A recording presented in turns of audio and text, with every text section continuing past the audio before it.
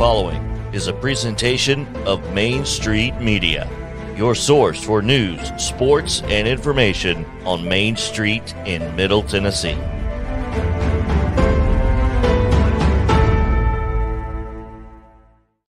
Sounds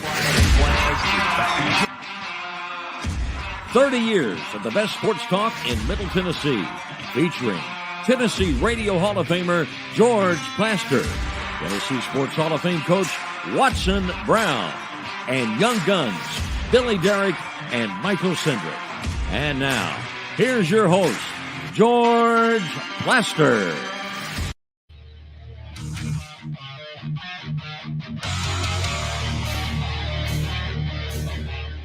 Hello again, everybody. Welcome in.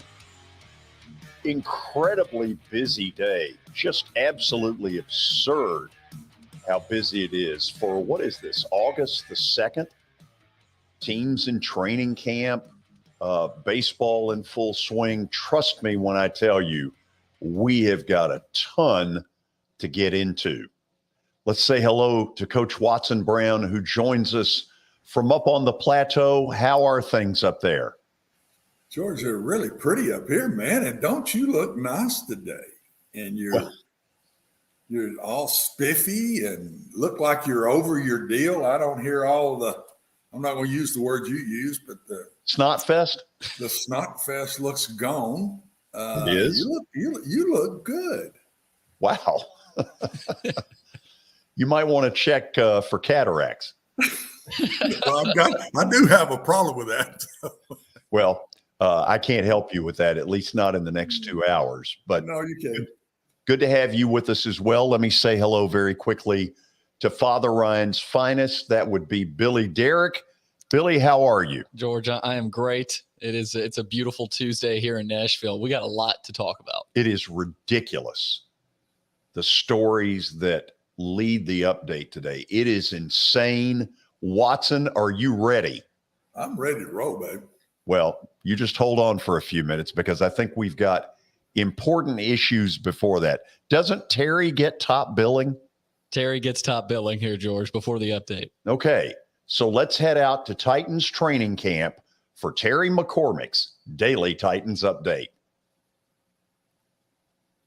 Terry, the Titans are 9 days away from their first preseason game in Baltimore. Tell me what's going on out there today. Well, George, the Titans had practice today, this morning, and certainly getting in some teamwork out here at St. Thomas Sports Park. It's one of those situations where they want to take a look at as many guys as they can. One of the guys who really stood out in the first team period was Racey McMath, second-year receiver from LSU. He had two outstanding touchdown grabs, both on deep passes. The second one looked like he may have knocked the wind out of him. He was out of action a little bit, but came back in and was able to finish. And Mike Vrabel's not one to heap a lot of praise on guys during practice, but he was pumped about what Racey McMath contributed in that first team period, George. So, Terry, let's take that a little bit farther. In a wide receiver core that has a couple of question marks, where would he have fit in before today? Well, he's a guy that his calling card last year when he was healthy was on special teams. And that's probably going to be a big part of his game again this year. But when you look at guys like Traylon Burks, who they feel like maybe is kind of an A.J. Brown type of player, in that a guy who can take a short pass, get yards after the catch. And you look at a veteran guy like Robert Woods, who is a guy that's going to make that tough catch in traffic and do those sorts of things for you. And then you've got the other rookie, Kyle Phillips, who is really a prototypical slot guy who's going to be a precise route runner. McMath gives them potentially something that they could use, which is a true deep threat to take the top off the defense. And even if the ball doesn't go his way, a safety or a corner is going to have to go with him and track him. And that opens things up underneath for everybody else. So if he can provide some of that type of stuff there when he's on the field, that would be a big, big plus for this passing game. Terry, let me go to the quarterback room, and God forbid this happens, but the Titans have been very fortunate. Ryan Tannehill's durability has been incredible, especially a year ago, given the hits he took. If right now something happened to him, is it Logan Woodside over Malik Willis, or is that thing 50-50 and we decided in the preseason games. No, right now it's Logan Woodside, and I don't think it's particularly close. Woodside's been here in this system for 3 years now. He's a guy that, even though he doesn't have a lot of games experience outside the preseason, I think they trust him with his knowledge of the offense and his knowledge of where everybody's supposed to be as far as the timing and everything like that goes. Malik Willis is kind of a wild card in all of this. He's a young guy. He's a rookie. He's still learning. He's a little bit in over his head, as most rookie quarterbacks are from the moment that they get into an NFL camp. He's in the situation right now, George, where in college, the open space to throw to a receiver might look like this. And then in the NFL, as you know, George, it looks like this. And he's got to start learning to trust himself to get it into that open window so that he can make those throws. That will probably come in time. But right now, every quarterback has a different tier, and Logan Woodside is clearly number 2 right now. Yeah. Tell me this. On the defensive side, is there somebody making a move that is surprising the coaching staff? I don't know if it's particularly a surprise because he was a second-round pick this year, but Roger Mccrary has had a really strong camp thus far over in that defensive secondary. He got his hand on about 4 different passes yesterday in team drills, 1-on-1, 7-on-7s, and every time you turned around, he was breaking something up. He's a guy that while Elijah Molden has been out with an ankle injury, he's a guy that probably is going to get some looks in that slot role, along with playing some on the outside. If their 3 guys this year, their main 3 guys happen to be Caleb Farley, Christian Fulton, and Roger Mccrary, I don't think they'll be too disappointed that would be the 3, especially if Elijah Molden continues to have that injury problem. Terry, great stuff from you. Same time, same place tomorrow. All right. Sounds good. Thanks.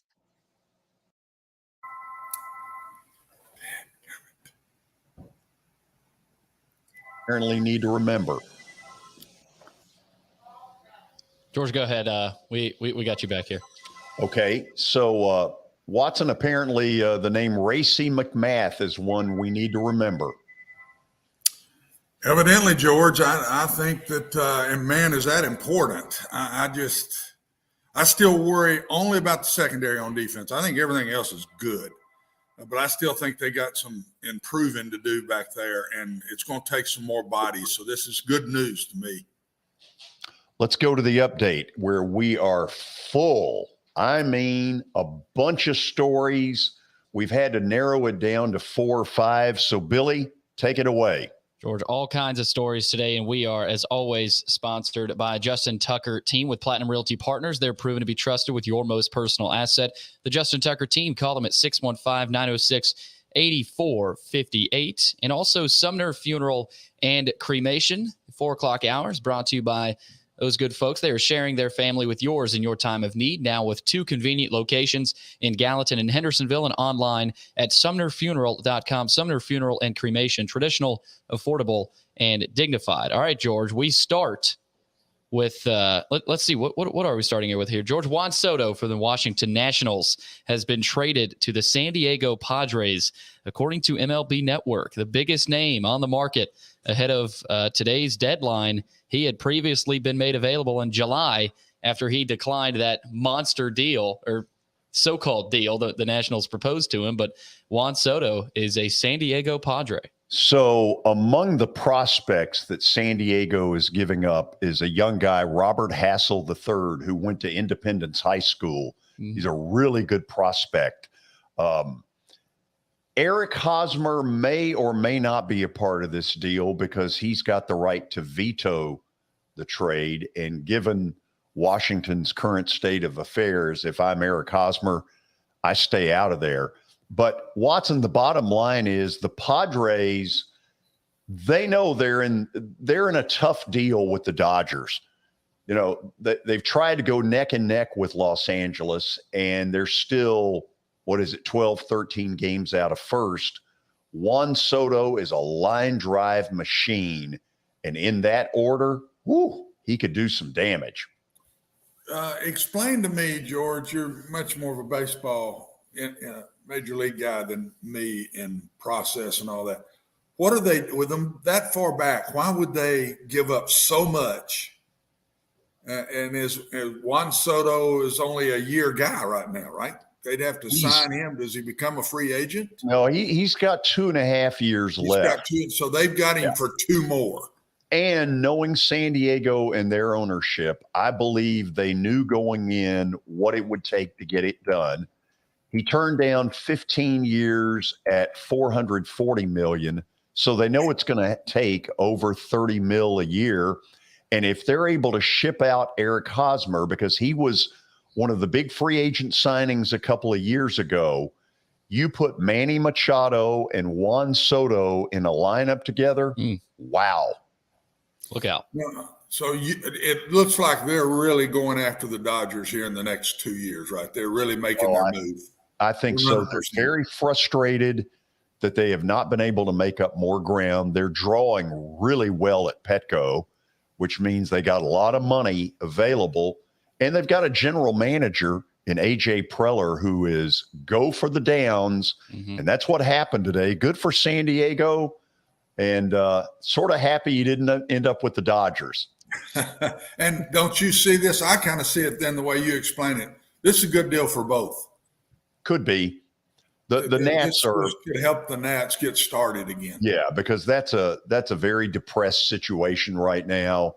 And when Soto turned them down, you knew this was coming. Yeah.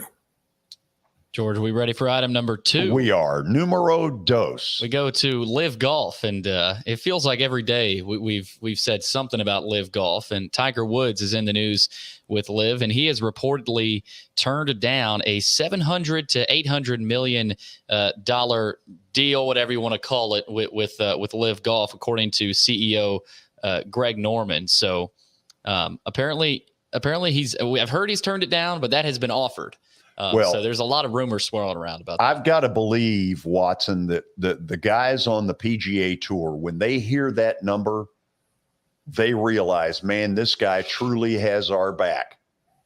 No, and I don't.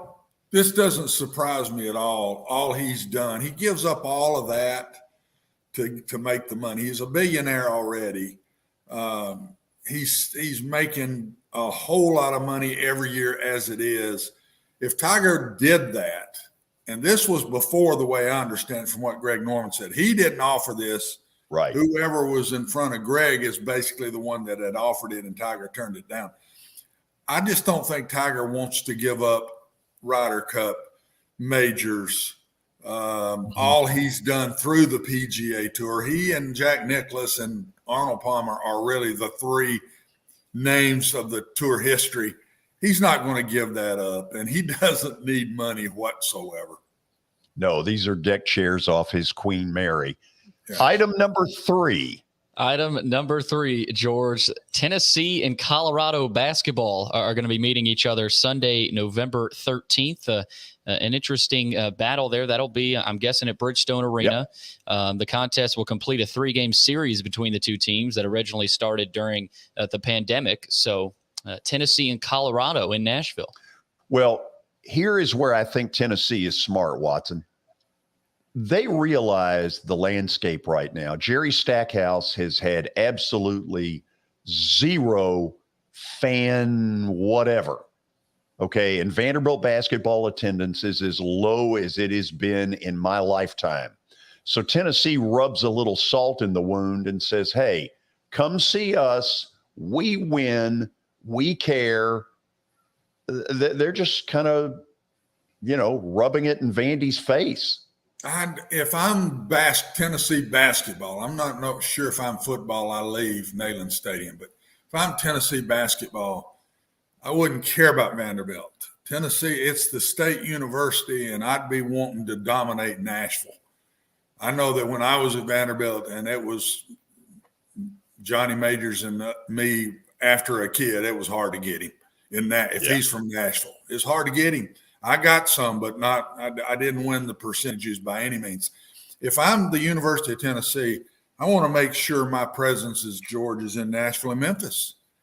Football's a little different because 100,000 people and it's hard to leave that stadium to give up one of your games to come to Nashville every year or switch up between Nashville and Memphis every year. But basketball, absolutely. I would go back and forth one a year from Memphis and Nashville if I was them. Listen to this final story.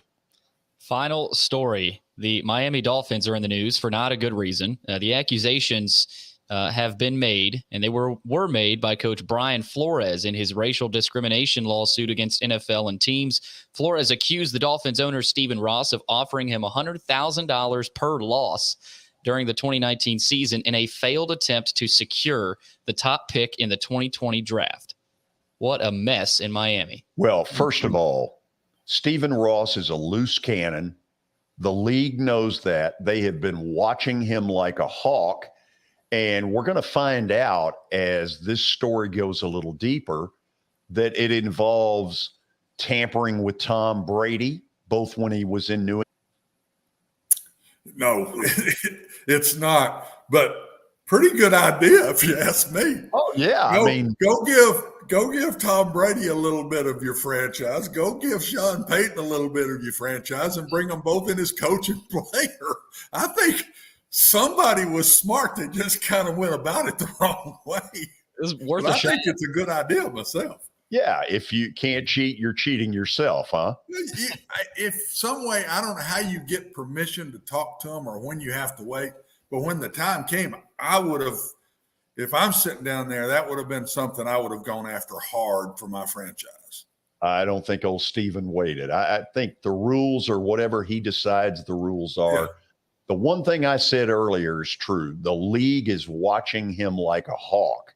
They know that some stuff's been going on, and today they have sort of lit him up like a Christmas tree. We have a great show for you. After the break, we will meet with 3 ICE Commissioner Craig Patrick. Yes, thank you. Why didn't I look up there to see that? Shame on me. That far? Oh, the glasses are strong. Oh, okay. They're very strong. Then later in the show, we'll meet up with Indiana University head football coach Tom Allen. In between that, a bunch of interesting stuff. So do not go away. This is Main Street Media Television.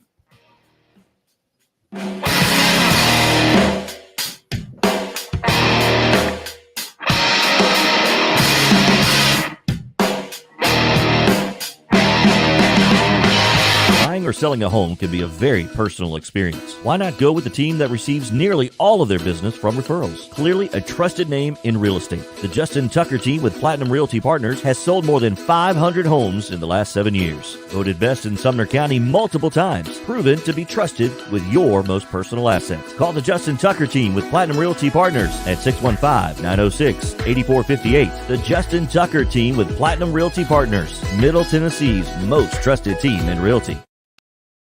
I highly recommend Sumner Funeral and Cremation because of their caring nature and attentiveness to detail. Pre-planning your funeral now will bring you peace of mind and less stress to your loved ones. When the chaos of losing you happens, your family can honor and celebrate your life, knowing things are happening just as you wanted them to. Pre-planning determines the details of your funeral, cemetery services, and can be less expensive. We are honored to serve you and are always here for you in your time of need. Sumner Funeral and Cremation. Traditional, affordable, dignified. SumnerFuneral.com. Jody Jones Dentistry can handle all your dental needs, from the basics to cosmetic procedures. All of this in the nicest dental facility I have ever seen. Jody has done it right.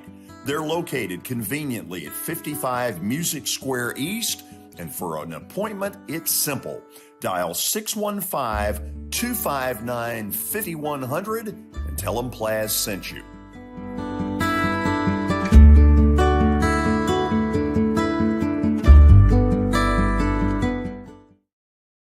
When you're thinking about golf, consider Riverside Golf Links. Under new ownership, the course has improved dramatically. It's now 27 holes, complemented by a 9-hole executive course.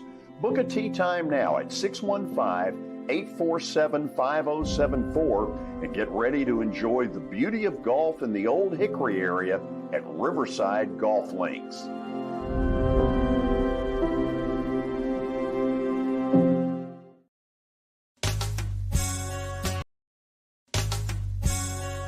I'm Bart Durham. I was sworn in as a lawyer in 1963, and I've been working as a lawyer since then. We're a firm that does exclusively personal injury, a lot of tractor-trailer crashes. Insurance companies will open up their checkbooks when you force them to. We have systems that work. We get the most money for our clients in the shortest amount of time. I'm Blair Durham. My dad and I want to help. Give us a call at 615-242-9000. I've done sports. I've been a photographer. I've been an editor. I've been a producer. I've been a reporter. I've been an anchor. I mean, I've done every job you could possibly imagine this. And so sports was a way to have fun and be different. But then I realized community is where it's at, and community and local and doing places and going, seeing people. And, sports, you go to a stadium, everybody celebrates and they go their different ways. But community-wise, there's so much going on.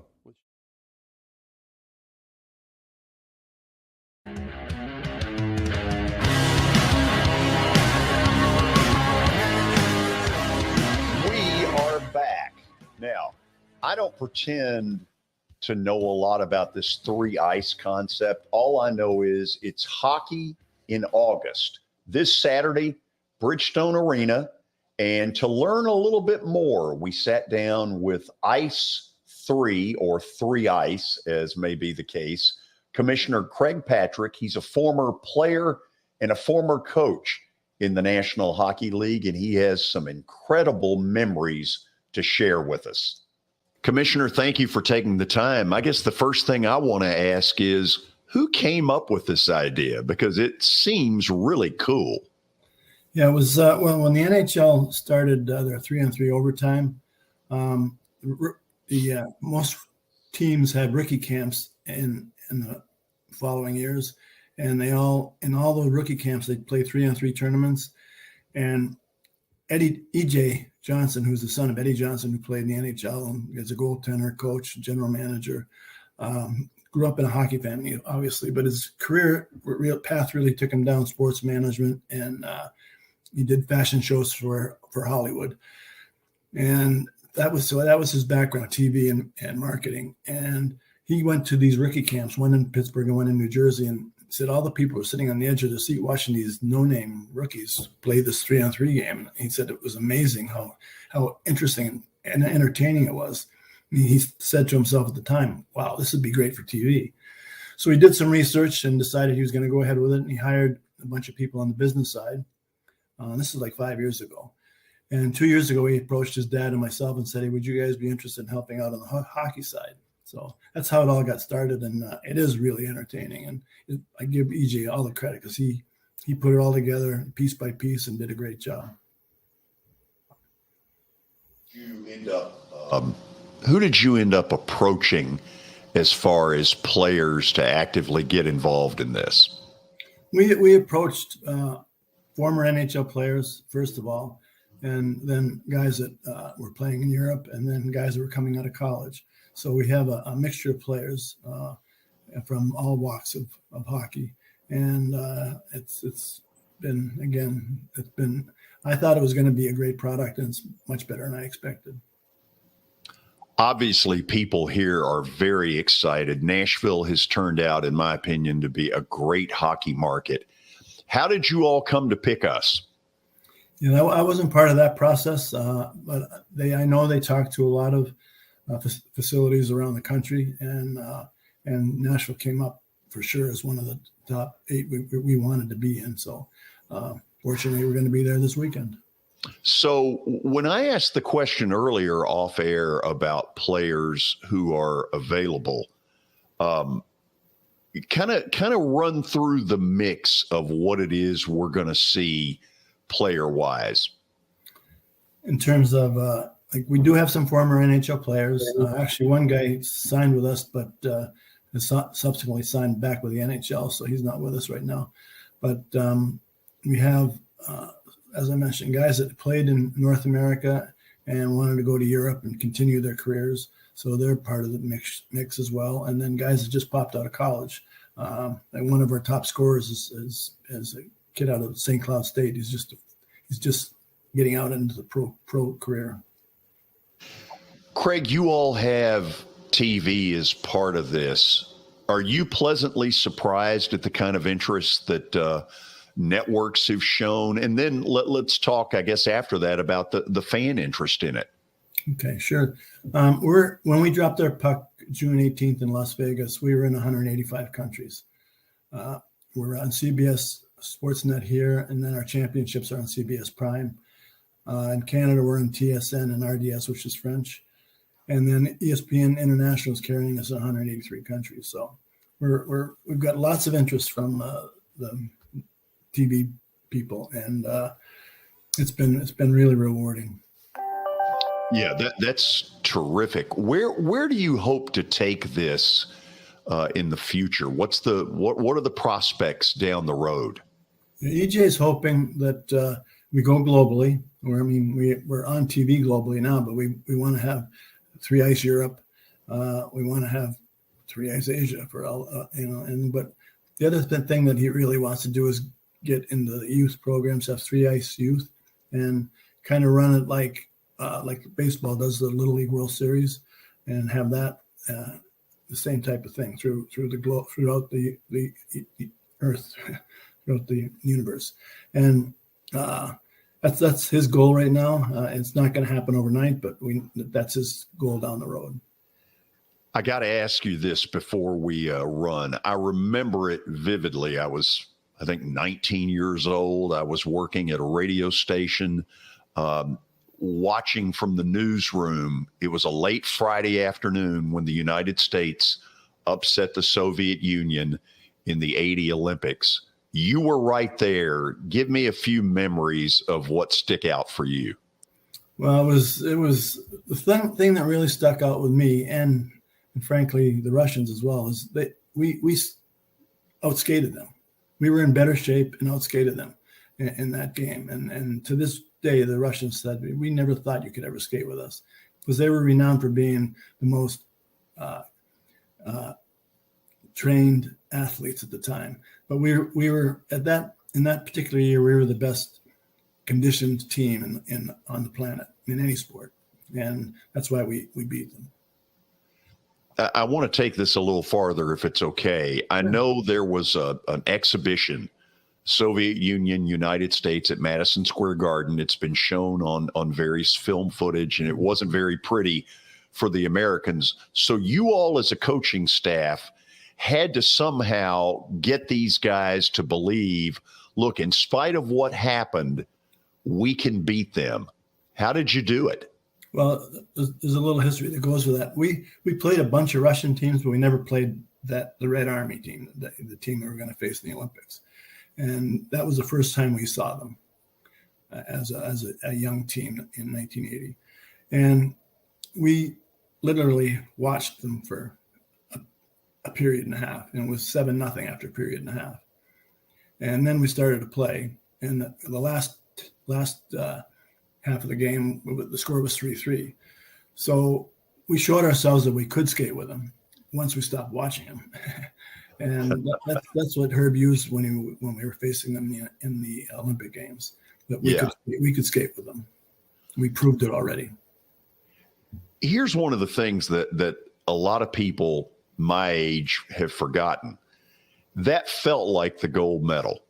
But the truth of it is, it wasn't. It was almost like an NCAA tournament upset on a Friday, and that team that pulls the upset has to get themselves back up by Sunday. In basketball's case, it might be to play Virginia Tech. In your case, it was to play Finland. How hard was that to pull off? Well, Herb treated it like it was just another game. But in reality, we were down 2-1 after 2 periods to Finland. And Herb went and gave a very motivational speech, and then came out to me in the hallway and said, Craig, they stopped listening to me. You go talk to them. So I said, I thought, no, that's crazy. Why would I? Anyway, I went in there. I said 2 words. I said, hey, guys. And they all jumped up and said, shut up, Craig. We haven't done this for 7 months to lose to the Finns. We're going to win. And they were all jumping up and down and like getting on my case. So I walked back out in the hall, and Herb said, how'd it go? And I went, oh, we're good. We got it. So they went out and scored 3 goals to win. Craig, what have reunions been like? I'm sure there have been some of this team, and I'm guessing you've been a part of them. What's that been like? It's awesome. We just finished one in Minnesota a month ago. It was great. Sit down, and it's just like even though we're 42 years older, it was just like we're the same back in the locker room back 42 years ago. So it's been great. Good. Billy, I think we're good. Craig, thank you so much for taking the time to do this. Sure. Thank you very much. Look forward to seeing you this weekend. Definitely. Thank you. Okay, very interesting stuff, Watson. I had never heard the concept that the United States was simply in better shape. No, it surprised me that he said that, but you watch the movie Miracle on Ice and he killed them. I mean, he ran them, and they're on the ice and on the ice and on the ice, sprints on the ice. That doesn't surprise me after he said it. I don't think enough credit's given to him for winning the game after that. That is really hard to do. I mean, my gosh, all the way into game time of Finland, George, all they're hearing is pat on the back and the Miracle on Ice. It's the biggest upset in the United States history. And you got a big game against a really good team to play. Pros. These are, we got college kids still playing pro guys. And I just don't think enough has ever been said about that because that was a huge win, every bit as big a win as the Russian win. Well, let me try it this way. If they had not beaten Finland and they end up with the silver medal, do you think the reaction to what happened 2 days earlier would have been significantly less? A whole lot less. When you don't get the whole ball of wax, you're not going to get credit, but well, it's just one of them flukes and we upset the Russians, and it wouldn't have been near the story that it's been. I don't think there'd have been movies done about it and all that if we had not won the gold medal. 3 Ice is on Saturday at Bridgestone Arena. It sounds like a really cool concept. Looking forward to hearing how that all turns out. And, of course, tickets are available for the event. You can contact Bridgestone Arena in the box office for more info. When we come back, some really crazy NFL notes, beginning with the latest bombshell in the Deshaun Watson case. This is Main Street Media Television.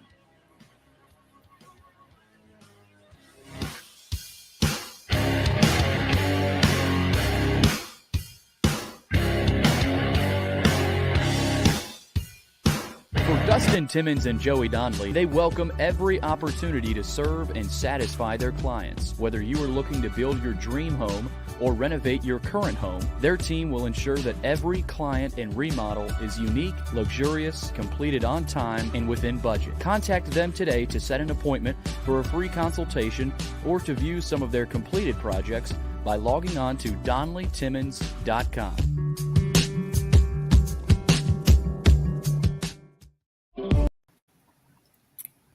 At WellSkin Dermatology and Aesthetics, we pride ourselves in providing access, innovation, and a patient experience second to none. Access to care and treatment when you need it. Innovation with medical-led cosmetics and various on-site technologies for full-service treatments with a customer experience that is calming, casual, and effective. Independently owned, providing medical, surgical, pediatric, and cosmetic dermatology and more. Visit WellSkinMD.com to schedule your appointment today. WellSkin Dermatology and Aesthetics. Access to healthier skin. It's your last chance to get a spring tune-up for summer. Complete Service Heat and Air can clean your coils, check out your motor, and make sure you have cold air on that first hot day of summer. Complete Service Heat and Air is located in White Bluff, Tennessee. We do service and repair on heating and air the right way. 24/7 service. Call us at 615-797-3997. That's 615-797-3997. Serving Cheatham, Davidson, Dixon, Hickman, Humphreys, Montgomery, and Williamson counties. Have you heard about the high levels of radon in Middle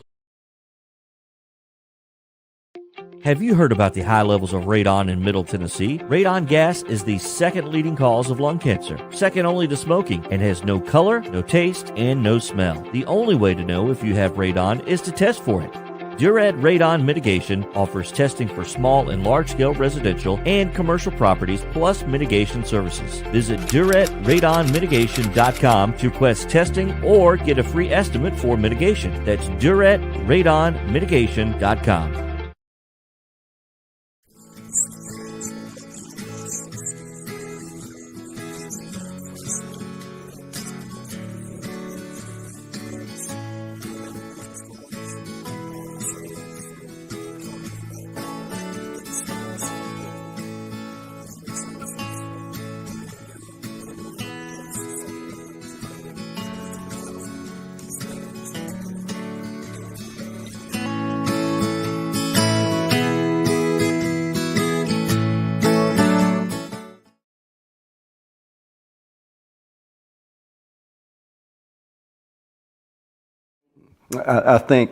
I think journalism is like politics. It's all local, and I think Main Street Media has really hit on something that I've been preaching for 50 years. And keep the news local, right?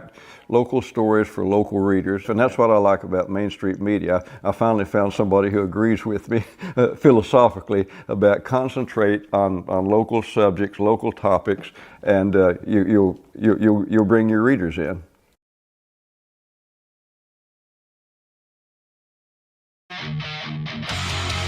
Okay, I brought it up earlier that it's been an incredibly busy Tuesday in the sports world. I don't know that I've seen as many big stories that have popped.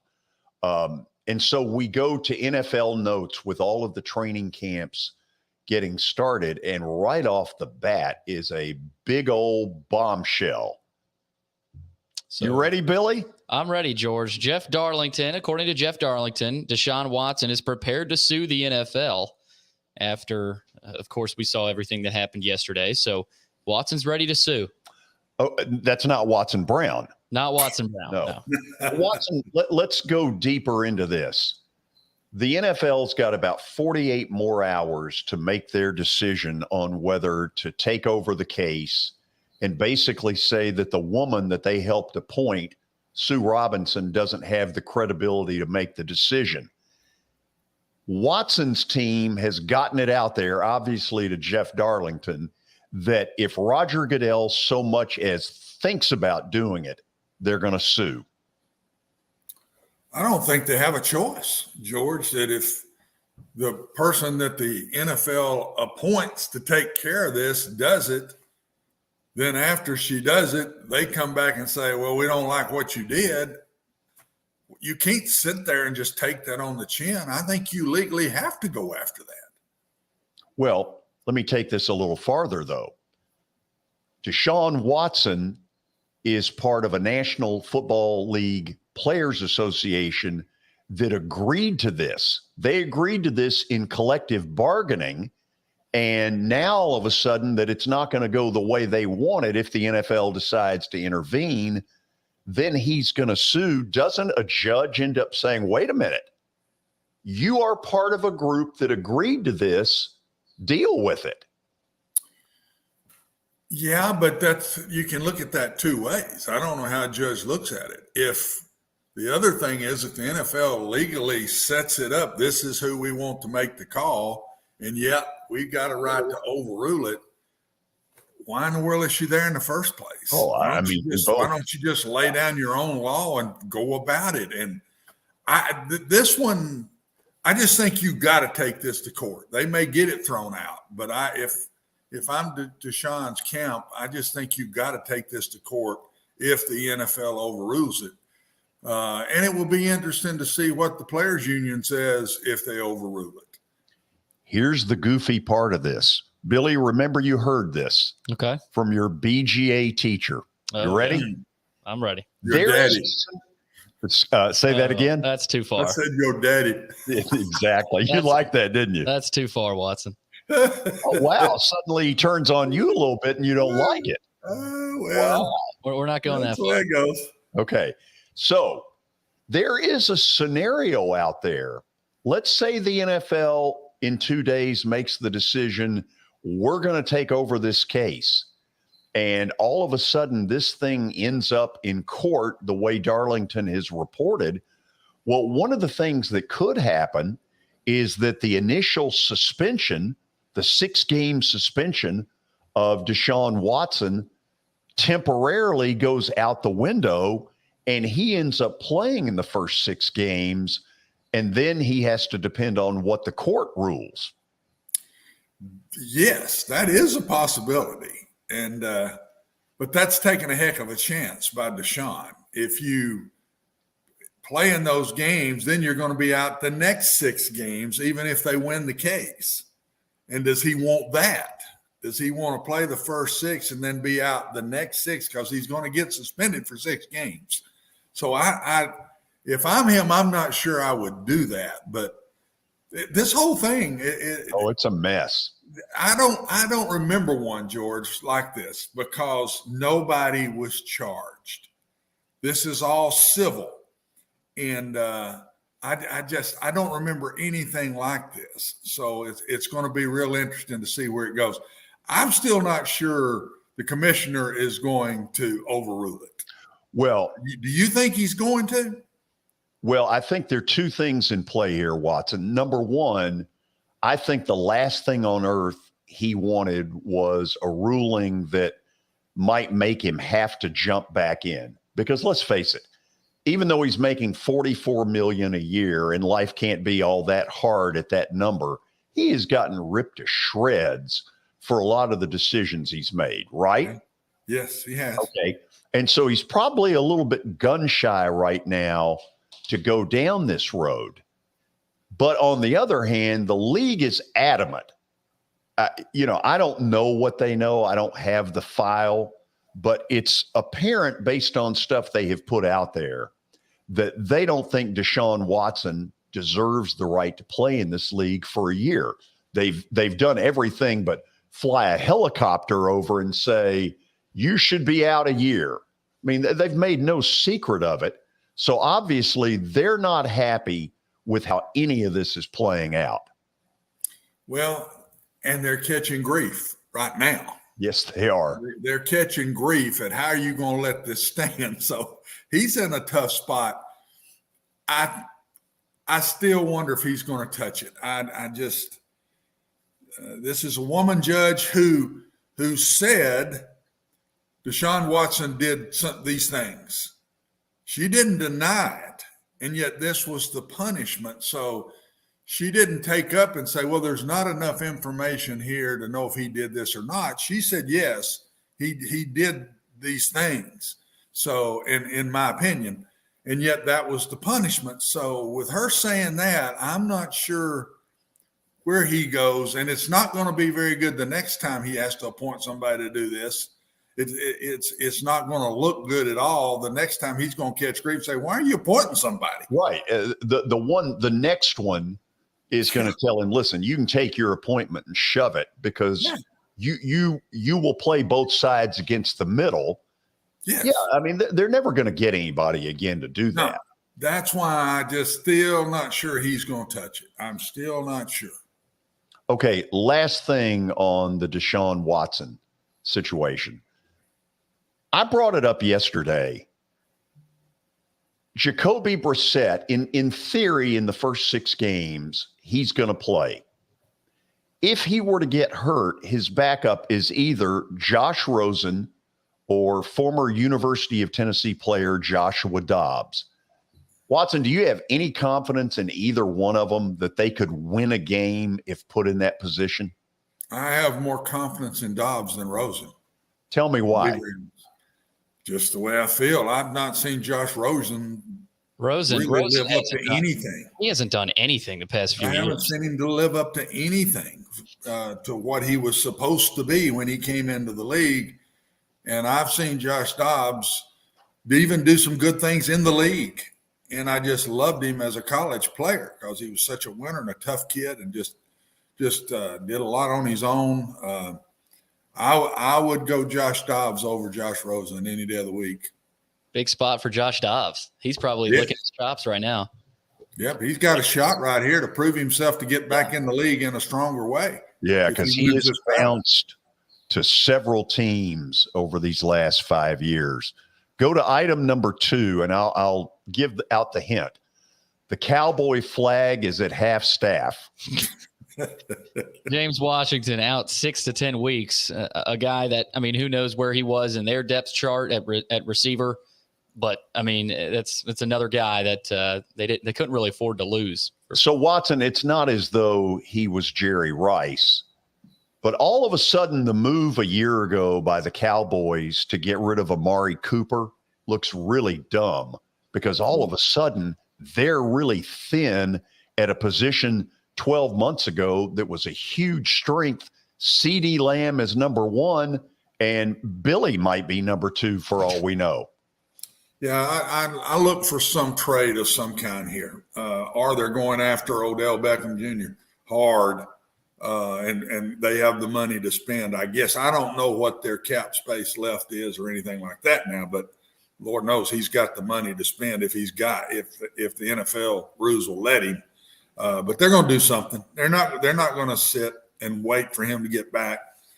I'd lean toward the 6 weeks over 10. What they can do with these breaks now with the screws and the different things that they can do, George, you get back much quicker than you used to, but they're not going to wait. They're going to bring somebody in. Okay, let me take that one step further. You brought up the best name that is available right now, if you want to call it in free agency. Anybody could go get Odell Beckham Jr. He had a really good Super Bowl, although he got hurt in the game. Watson, is he worth the Cowboys saying, tell us what you want? Yes, because from what I hear, they think this is their best team in a while, and in a long while with the Cowboys. And he's caught so much grief that he hadn't been back to the Super Bowl since Barry Switzer left. And I just think he'll do whatever to get himself there. I think it'll be worth it. Billy, I would stack half of Austin, Texas, and Dallas, the Metroplex, in the box early in the season. Ezekiel left, Ezekiel right, and let's find out what he's got. Just feed Zeke. I don't see the Zeke of old though, guys. No, I don't either. I don't see the quickness. I think he's about worn out, and that's what I worry. NFL running backs, that NFL truly means that, not for long. Yeah. Those guys now, they might not get hurt, but they get beat on so much that they lose it. They lose the quickness and the speed a little bit. That's what I see in Ezekiel. Let's check in on the world champions before we end it. The world champion LA Rams, they're banged up. They're just like Watson said, they are banged up. Van Jefferson, who played really well in the postseason last year, and Matthew Stafford are both banged up right now. They're not participating in training camp. So a little bit of a slow start to the early preseason for the Rams. So Watson, does it concern you at all that in an off season where a quarterback should be getting healthy, that Stafford reports with arm issues? The elbow concerns me more than a shoulder because, man, you can get serious injuries in your elbow. I don't think it is, and I don't think it's going to be a big deal. I'll bet he sits a week, 10 days or something. He's been at it so long. He's seen it all. I think they'll be on the wayside of protecting him. Isn't it amazing that the two Super Bowl quarterbacks both aren't practicing at the start of this year? Burrow had an appendectomy, and Stafford is out. That's amazing, isn't it? Injuries in football, guys, more than any sport. It can change your team so fast. Football, just flip coins in football. Injuries can make a good team become a poor team really quickly. Okay, after the break, we have Stat of the Day. Then we'll meet up with Indiana University football coach Tom Allen. So we've got a busy Tuesday afternoon. Thanks for being with us on Main Street Media Television.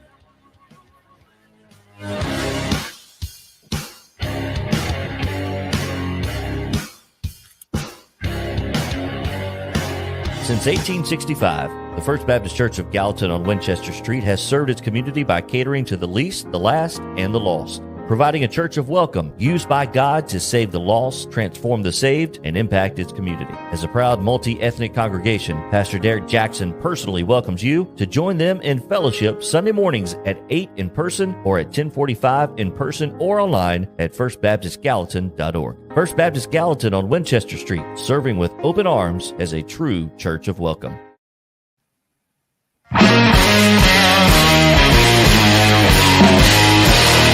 Tell me a little bit about your company. So One Stop Realty has been around since 1974. We are your hometown brokerage. It is family owned by me. We have 30 agents that are waiting to help you with all your real estate needs. That counts as residential, commercial, and property management. We also will be getting into the auction business at the end of this month as well. We have listings that range from every price range that you can think of on the real estate market. I know Shelly Tucker has a new listing coming up in Gallatin. Heather Patton has one in Madison right around the corner here. I have one coming up myself. We have everything you need as far as real estate, and we have the expertise to help you out. Beautiful. Give them a phone number. Phone numbers for the office is 615-822-0750. You can find us on the web at www.onestoprealty.tn.com. Thanks for getting involved with us. George, really thank you for appreciate having this. Yeah, it's going to be fun. I think so.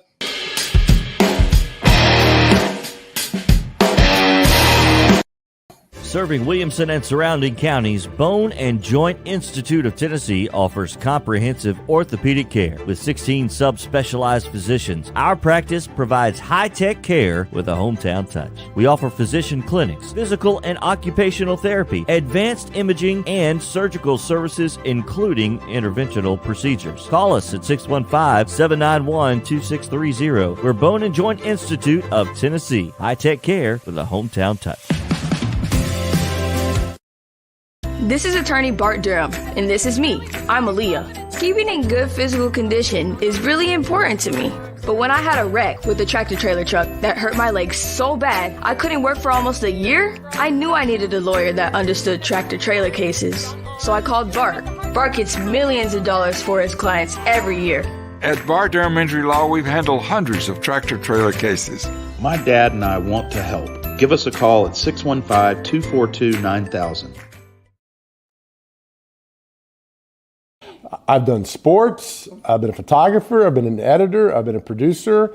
I've been a reporter. I've been an anchor. I mean, I've done every job you could possibly imagine this. And so sports was a way to have fun and be different. But then I realized community is where it's at, and community and local and doing places and going, seeing people.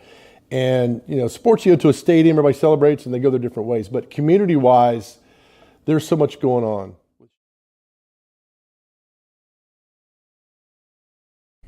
Hey everyone, I'm John English. This is Keith Wallace, and we would like to welcome you to John English Antique Sports and Cards in Shelbyville, Tennessee. We specialize in graded and ungraded sports and non-sports cards, vintage wax boxes, and unopened cases. We have a large selection of PSA graded cards. We also specialize in old sports collectibles, baseball, football, basketball, golf, and tennis. You can find it all at John English Antique Sports and Cards. We are happy to be associated with Nashville's greatest sports antique, George Plaster.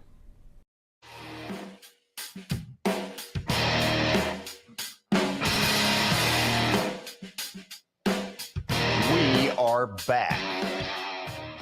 Big Tuesday, a lot of stuff happening. It's crazy. But one thing that remains consistent, stat of the day. Stat of the day. Whatever. What do we got? Are we ready for the stat of the day for today? Watson, were you cheating? Watson's looking up some answers. No, I was texting my wife, to be very honest. So, well, if the answer turns out to be Brenda Brown, she's not here, and I'm saying, "Where's the wife?" Well, you caught me in the act. I'm sorry. Well, okay, but let's try the question. She might be a good answer. All right, here we go. Better than us.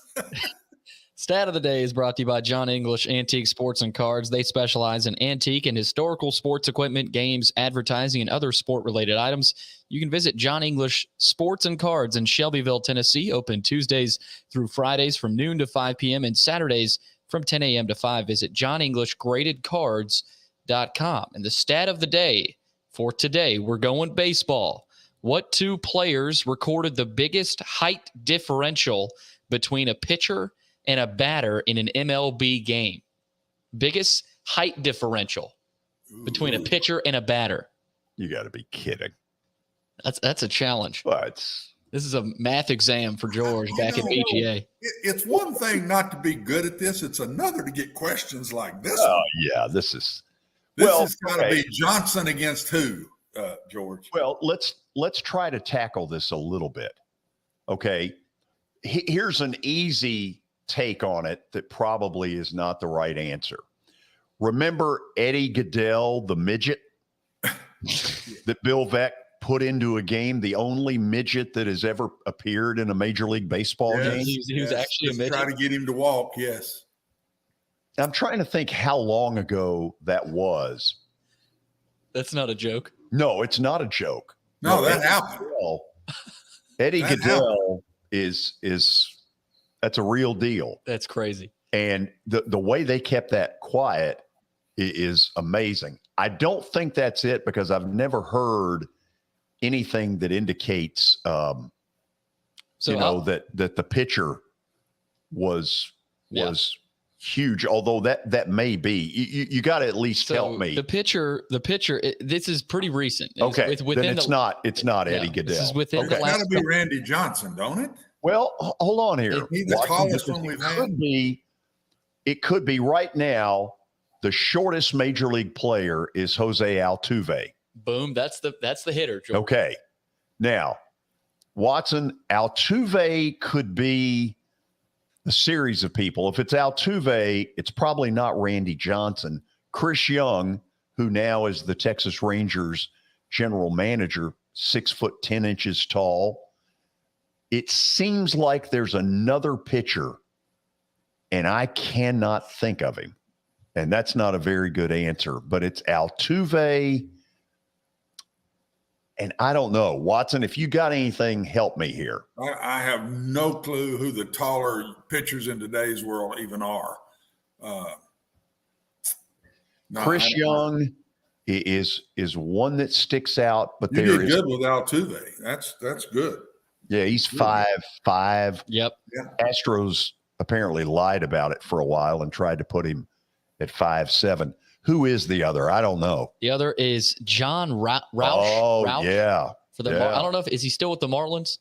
No. I'm not sure. I don't think he's still with the Marlins, but that was the matchup when he was on the Marlins and Altuve, of course, there. You can tell how small he is in that picture on the bottom right. So old John may have been tall, but that didn't guarantee he was any good. No. I wonder who won that matchup. We should go back and look at that. Roush versus Altuve. Oh, I bet they faced each other more than once. I don't think this is a one-shot deal necessarily, although Roush was a reliever. I think Watson's right, though. Randy Johnson's probably he's close. in there for the second. Yeah.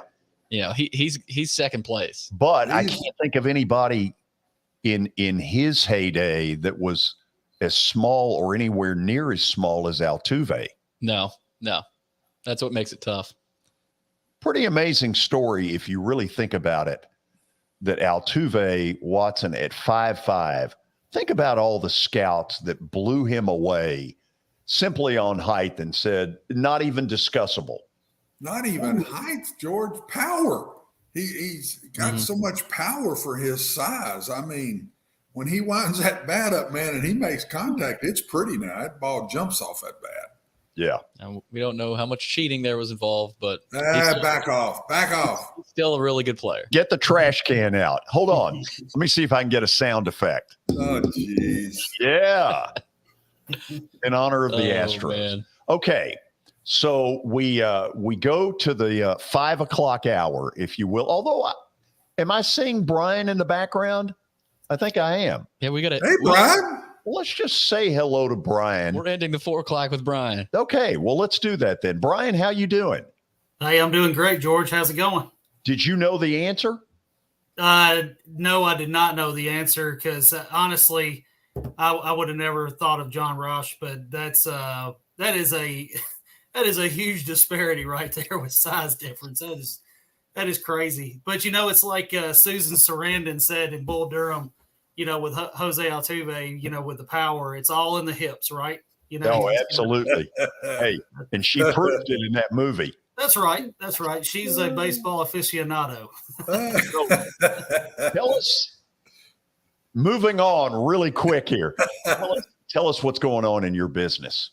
Well, I literally just got done taking care of some property management, and that's what I wanted to talk a little bit about today. One Stop Realty, like I said before, has been around since 1974. We specialize in residential real estate. We do commercial.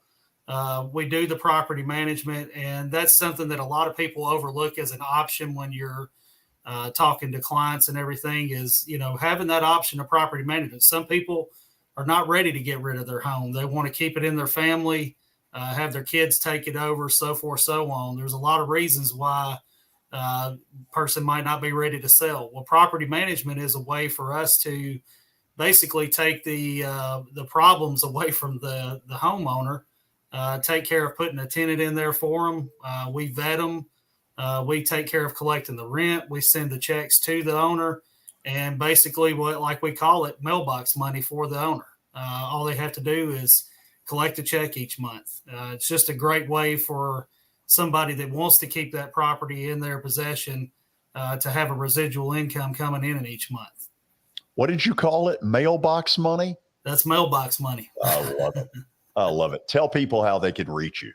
615-822-0750 is our office number. 615-440-7011 is my cell.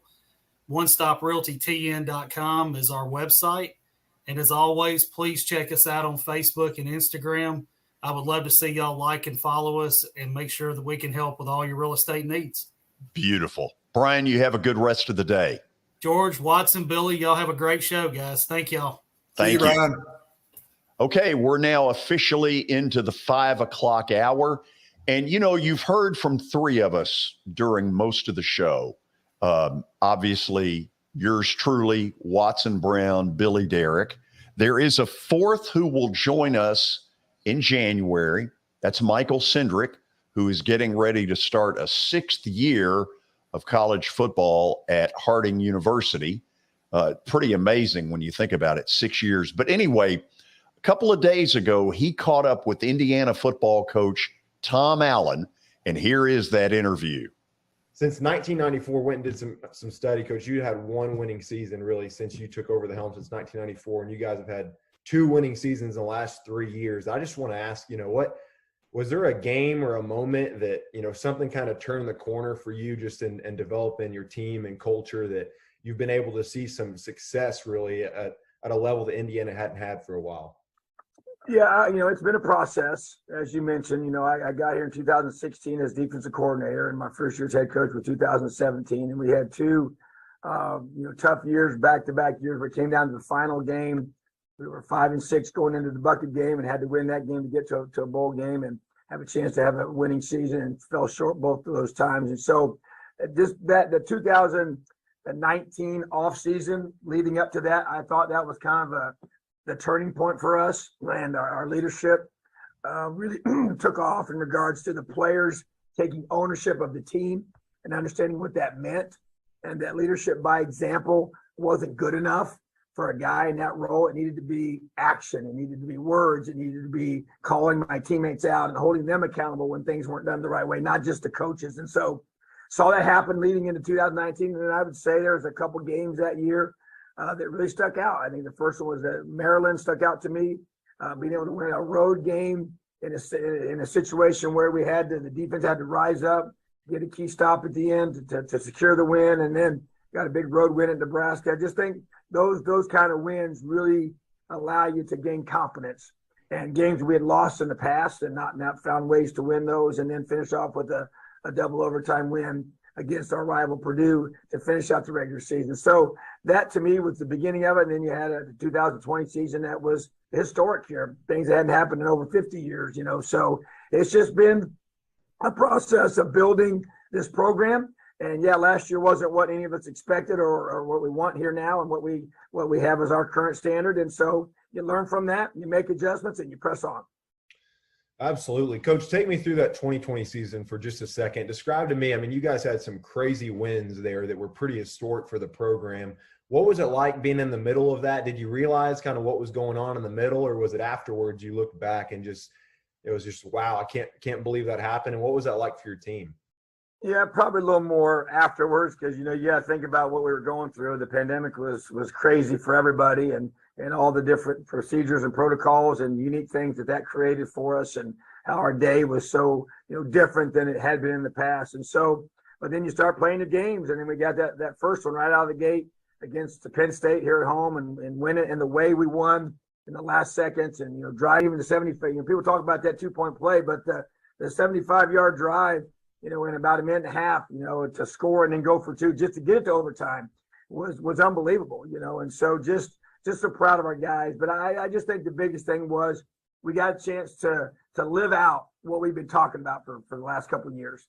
And it's one thing to say it, but when you experience it, it gives you an unbelievable amount of confidence, and it just sears that belief in you. And all the things we had saying that we thought we could do, we started doing. And teams we thought we could beat, we started beating. And it was just an amazing season for us for sure. But I think it let our guys know this is what we can become. And I get it. The season was a unique year and the different things going on for everybody. But I will say our guys took advantage of it, and we stayed really close together. I think the culture of our program really elevated itself, and its strength kind of showed out and helped us be able to rise above the issues that were going on in our country at the time.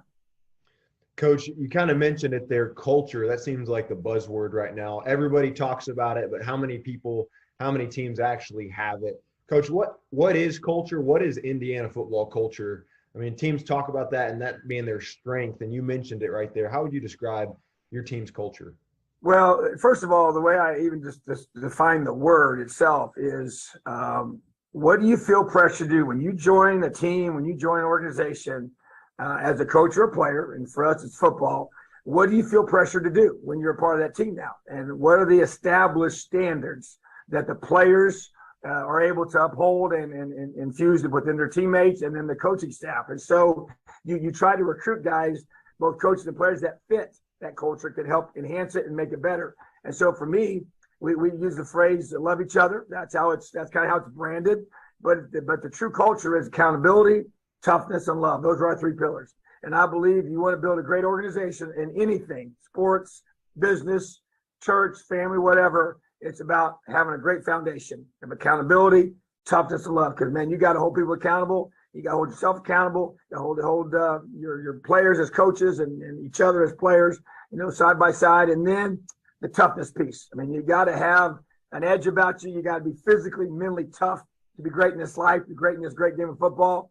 And then to me, love's what holds it together. That's the secret sauce. That's the thing. Man, those players, when they know you love them way more as a person than as a football player, I think things change in this profession and this great game of football. Why? Because it's so easy to just be, you know, hey, I get treated a certain way when I perform at a certain level. But when I don't, I get treated different. Shouldn't be that way. They got to know they have value outside of this game. And that's easy to say, and it's hard to live out. And it takes building relationships over time, day after day, and proving them that statement is really true. That's good, Coach. Thank you. Talk to me a little bit about that. I love accountability, college football, but also, Coach, you know, talk to me about the creation of how you kind of came up with those three pillars for you. Yeah, well, I'd say first of all, just talking about our program, you know, I just over time, you know, I'm a big believer in teaching in threes. I think it's a manageable unit, but it's multiple, but it's not too complex to dilute your emphasis. And so you have three pillars that hold up. It's like a tripod that holds everything together. And I looked at my life and the things I studied and what I believe in, and I'm a person of faith, and I use God's word and I find those principles there, and even LEO, it's taken from Scripture, John 15:12, about that we're commanded to love each other the way that the good Lord first loved us and cared about us, and so to me, I just think when you deal with people that you have to, we're all better when we're held accountable. We're all better when we understand that, hey, my decisions affect not just me, they affect everybody around me, as a coach, as a player, as everyone that's part of this program. That's where the accountability piece is so huge. And then the toughness to me is just like, how can you play this great game of football if you're not tough? You got to be physically tough, that's obvious, but you got to be mentally tough.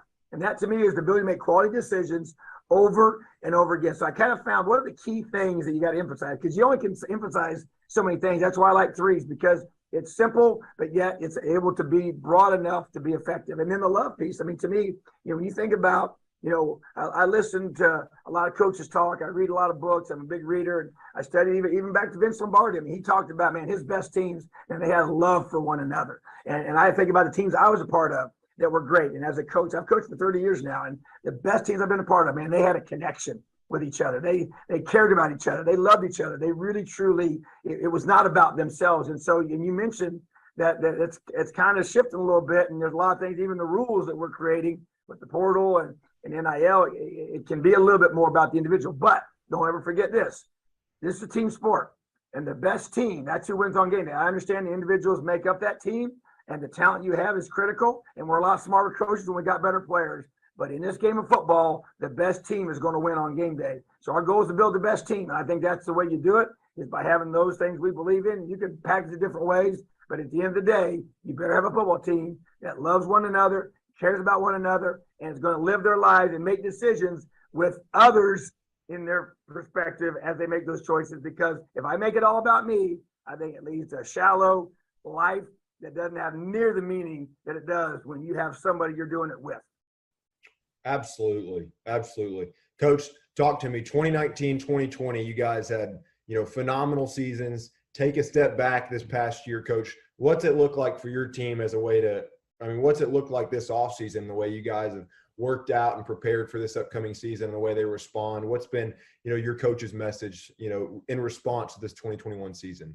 Yeah, we're not one of those teams that we're looking to make excuses. We tried to own the things that happen and figure out why they happen and make changes, and so I believe if you want to get a different outcome of something that you want in your life, you got to change what you do every day. So we looked at the things we're doing every single day, made some changes, and did some things to really build a more connected team to help us maximize that. And I will say that we had an unprecedented amount of injuries, and those injuries are real, and they're not excuses. They're just, it's hard. We don't have the depth to maybe sometimes handle some of those. And it just seemed like every time we turned around, another key guy was going down. And even some key guys that are back this year, like Tywan Mullen and Devon Matthews, those guys missed almost the whole year last year. And those guys are critical pieces to our whole defense. And so you could go on and on. But at the same time, what I love is the fact we got a core guys that, man, they recognize this is not how we're going to finish.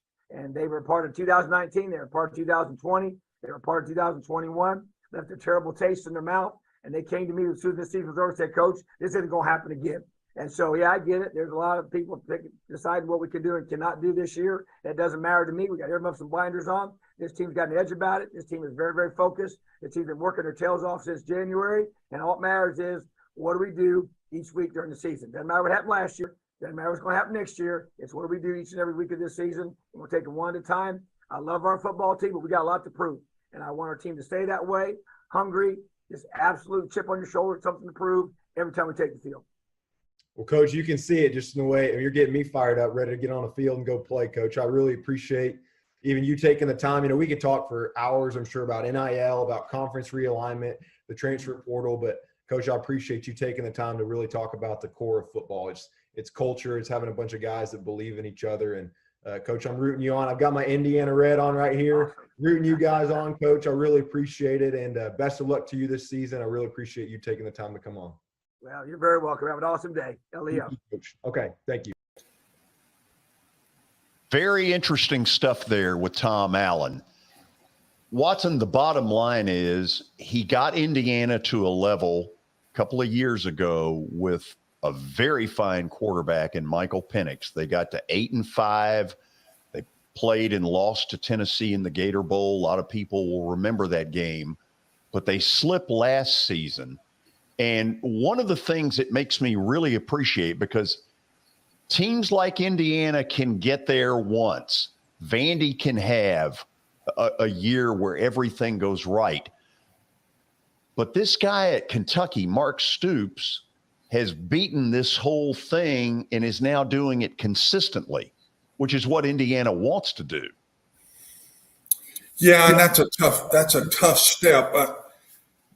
Getting it there one time is tough. It's tough.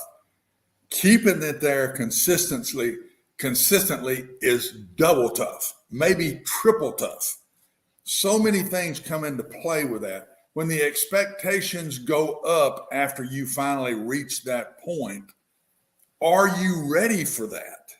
Is your program ready for that yet? And I can remember when I went to one school and said, I want to win a championship here. And so we set it up to win a championship and had it again the next year. So many back, and then injuries just destroyed it. We had 42 players miss games and had 26 surgeries on this one team. So there's so many variables, George, in keeping it going. I think that's why it's not just on the coach. It's on everybody to be involved with the coach and give him every ample opportunity with coaching staff, salaries, facility. You got to hit it all. You got to hit it all to keep it going. You nearly got to hit it all to even get there once. But I know you got to have it all behind you to keep it going consistently year after year, because the other thing that happens, in my opinion, you kind of snuck up on some to get there. Then they're looking for you the next go around. And they got payback is, we know the 5-letter word that goes with that. And I think that's another step you got to get past, because those people you're playing are going to be different looking at you the next go around. So it won't work just with a coach. It won't work just with a coach and culture. You got to have it all together. What he said was a lot of the things that I've believed forever as a head coach and the way I want my teams to be. I use 4 words or 4 letters in the word team. He's got 3. A lot of it the same. That is dead on important, but that you got to have it all. It can't just be culture. There's got to be great players there, and you got to have depth. And that don't happen without a 100% commitment in all directions. You got that right. It'd be interesting to see what happens with Indiana. Our thanks to Coach Tom Allen for the interview. After the break, it has been a busy 48 hours for my baseball team. We'll talk about it when we come back. This is Main Street Media Television.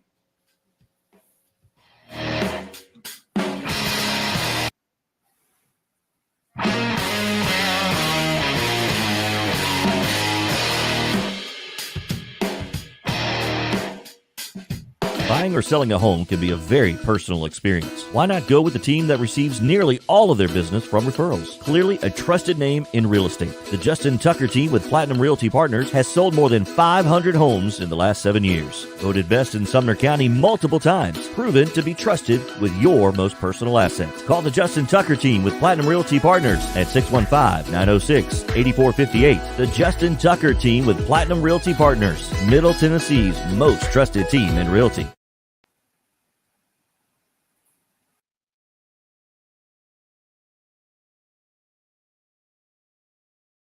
I've done sports. I've been a photographer. I've been an editor. I've been a producer.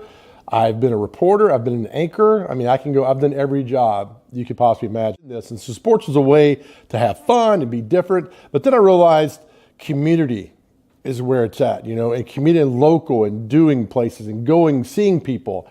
And, sports, you go to a stadium, everybody celebrates and they go their different ways. But community-wise, there's so much going on. Hey everyone, I'm John English. This is Keith Wallace, and we would like to welcome you to John English Antique Sports and Cards in Shelbyville, Tennessee. We specialize in graded and ungraded sports and non-sports card, vintage wax boxes, and unopened cases. We have a large selection of PSA graded cards. We also specialize in old sports collectibles, baseball, football, basketball, golf, and tennis. You can find it all at John English Antique Sports and Cards. We are happy to be associated with Nashville's greatest sports antique, George Plaster.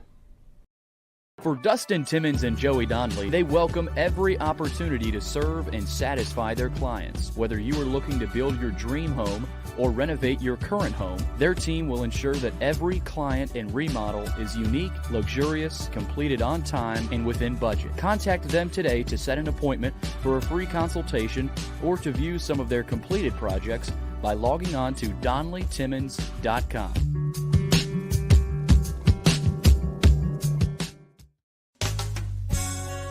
I'm Bart Durham. I was sworn in as a lawyer in 1963, and I've been working as a lawyer since then. We're a firm that does exclusively personal injury, a lot of tractor-trailer crashes. Insurance companies will open up their checkbooks when you force them to. We have systems that work. We get the most money for our clients in the shortest amount of time. I'm Blair Durham. My dad and I want to help. Give us a call at 615-242-9000. Since 1865, the First Baptist Church of Gallatin on Winchester Street has served its community by catering to the least, the last, and the lost, providing a church of welcome used by God to save the lost, transform the saved, and impact its community. As a proud multi-ethnic congregation, Pastor Derek Jackson personally welcomes you to join them in fellowship Sunday mornings at 8 in person or at 1045 in person or online at firstbaptistgallatin.org. First Baptist Gallatin on Winchester Street, serving with open arms as a true church of welcome. When you're thinking about golf, consider Riverside Golf Links. Under new ownership, the course has improved dramatically. It's now 27 holes, complemented by a 9-hole executive course. Book a tee time now at 615-847-5074 and get ready to enjoy the beauty of golf in the Old Hickory area at Riverside Golf Links.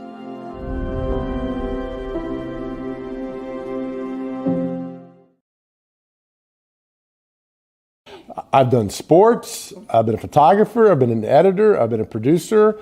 I've been a reporter. I've been an anchor. I mean, I've done every job you could possibly imagine this. And so sports was a way to have fun and be different. But then I realized community is where it's at, and community and local and doing places and going, seeing people.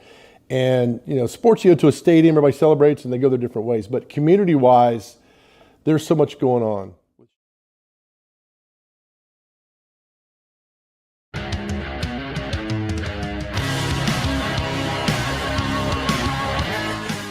Welcome back. If you are just joining us, man, it has been an incredibly busy day. First of all, with the baseball trade deadline looming, the Padres get the big fish. They get Juan Soto from the Washington Nationals for about 4 or 5 prospects, one of whom is Robert Hassel III, who went to Independence High School. So, first of all, we wish Robert a lot of luck. Don't be surprised if deep into the night this trade gets a little screwy because Eric Hosmer may or may not agree to be a part of it and join the Nats. He's got a big free agent contract from about 2.5 years ago with the Padres. But anyway, there's more going on than just that. Watson, my team, the defending world champion Atlanta Braves, and don't you forget it, have been incredibly busy in the last 36 hours. You ready? Yeah. The first thing they did, not that one. Hold on a second. Let's take that off. And Watson, put us back on because we look so good. Boy. Whew. Can't get it. Let's don't run a poll on that one, please. No, let's don't. Okay. So the first move here on my trusty little piece of paper was to get rid of Robinson Cano, who, as I very accurately stated yesterday, Watson, the single best thing he did for the Braves was catch the first ball ceremony Saturday night by Braves now Hall of Famer Joe Torre. Real nice cheap shot. Yeah, good. Wow. Okay. Here's another one. They've traded for Eje Adrianza. Yeah. Can you spell it? Yeah, you can because he was there before, right? So you can. Starts with an A. Starts with an A. Now let's get to the meat of what has been going on here. It really is amazing what Alex Anthopoulos gets done. I don't know if this guy ever sleeps. They have traded Will Smith, who recorded the final out last year in the World Series, to the Houston Astros for Jake Odorizzi. Let's talk about that for a minute. Will Smith, for whatever reason, they had lost total confidence in. He was deep in pitch counts. He was getting hit really hard. And Brian Snitker basically relegated him back toward 6th and 7th inning stuff. I wish nothing but the best for him in Houston, but I like the move of getting rid of Will Smith. It's a really good bullpen that I don't think needs him. Well, yeah, he was good the year before. It's amazing, isn't it, George? And I'll just quickly say this, how sometimes a change of venue just turns people on, completely can turn a year around. And so let's hope that happens for Will Smith. I think he's a very good pitcher. I hate to see it go, but I understand why he did. As for Jake Odorizzi, I would think this is a guy that 50-50, maybe less, would be on their playoff roster at the end of the year. He's a free agent at the end of the season. I don't think they have any thoughts of signing him long-term. But Watson, what I do think this is a little bit of insurance if Ian Anderson goes south again, but more, in my opinion, the fact that they really don't know what to think right now on Mike Soroka. Oh, and that's absolutely why he's brought in. And you give up a good player in Will Smith to do this. So I think they're concerned that they may be a pitcher short or a pitcher and a half short.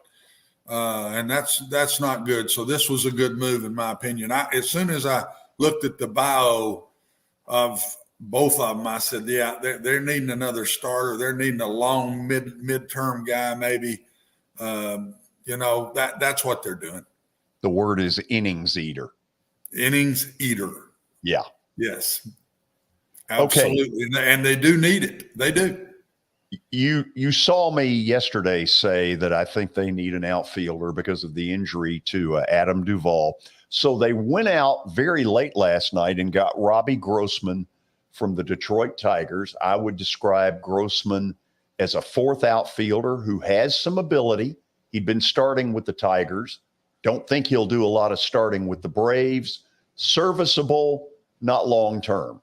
Well, and I think they're looking at his history, and because he's batting .206, I mean, he's not had a good year at all. But the change of venue sometimes can bring them in and get them motivated, and they come in and end up helping your team. So that's what I think they're looking at here. He's been a good player. We all know that, but he's not having a good year.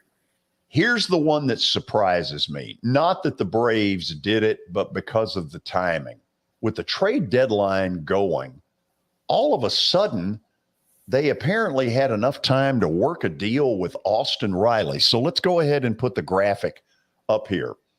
Late yesterday afternoon, after our show was over, Austin Riley agreed to 10 years, $212 million. Now, Watson, as crazy as the money sounds, anybody and everybody in baseball was saying the same thing. If Austin Riley went free agency at this moment, he'd get a heck of a lot more than 21.2 per year.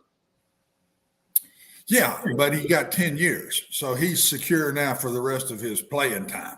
Right. And that overruled. I think he took that over more money for a lot less years, like 4 years or something like that. And that's probably what he'd get with somebody else would be 4, no more than 5. I doubt he'd get 5. So I think Austin he decided what he wanted out of this, and I think he loves Atlanta. I think he loves the Braves. I don't think he wanted to go. Yeah.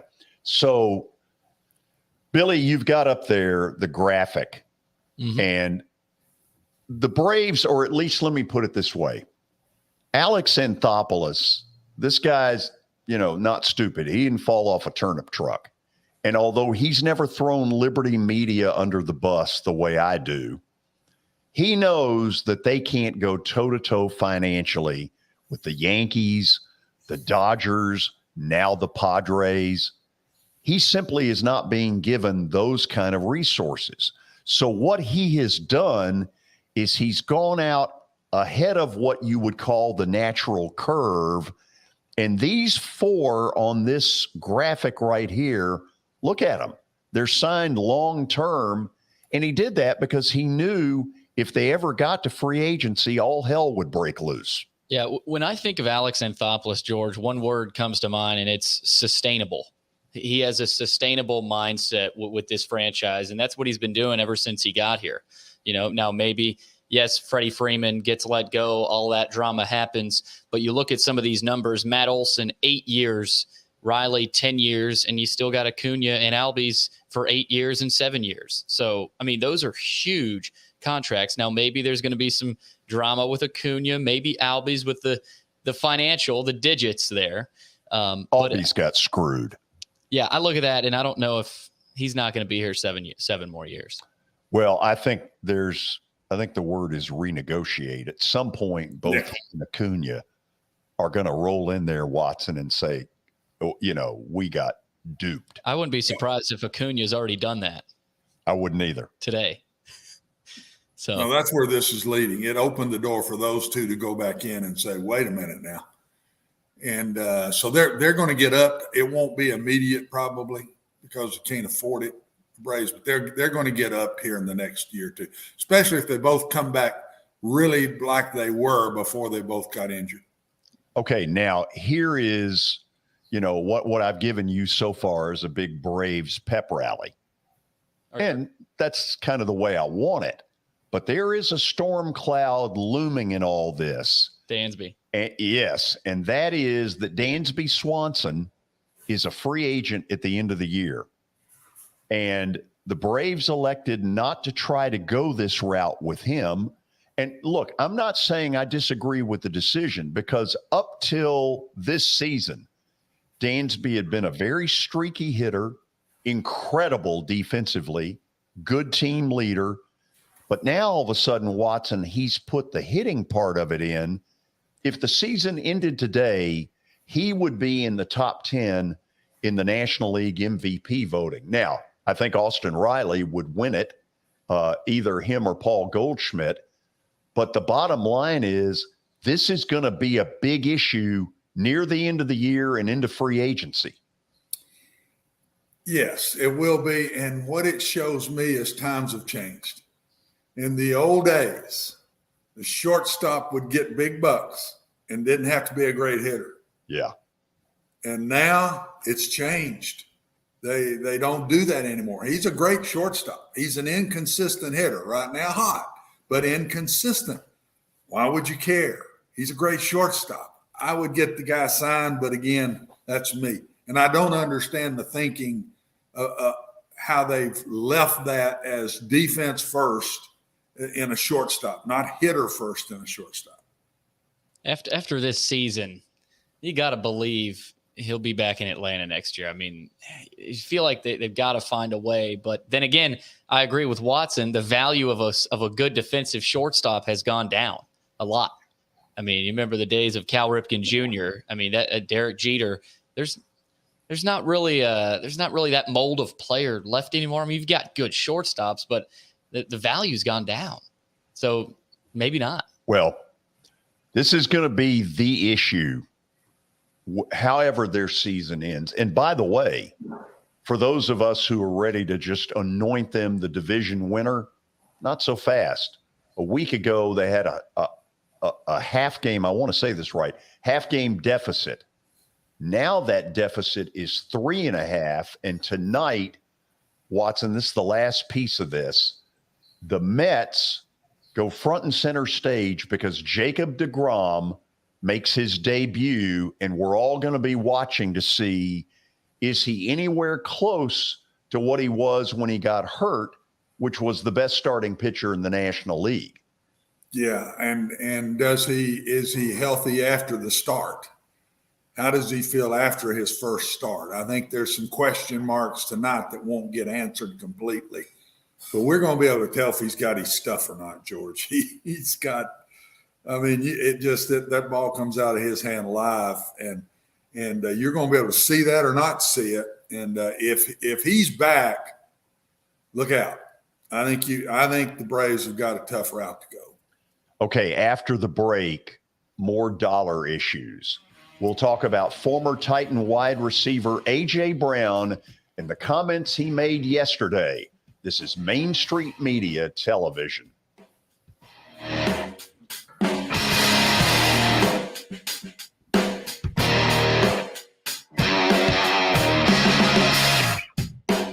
Serving Williamson and surrounding counties, Bone and Joint Institute of Tennessee offers comprehensive orthopedic care with 16 subspecialized physicians. Our practice provides high-tech care with a hometown touch. We offer physician clinics, physical and occupational therapy, advanced imaging, and surgical services, including interventional procedures. Call us at 615-791-2630. We're Bone and Joint Institute of Tennessee. High-tech care with a hometown touch.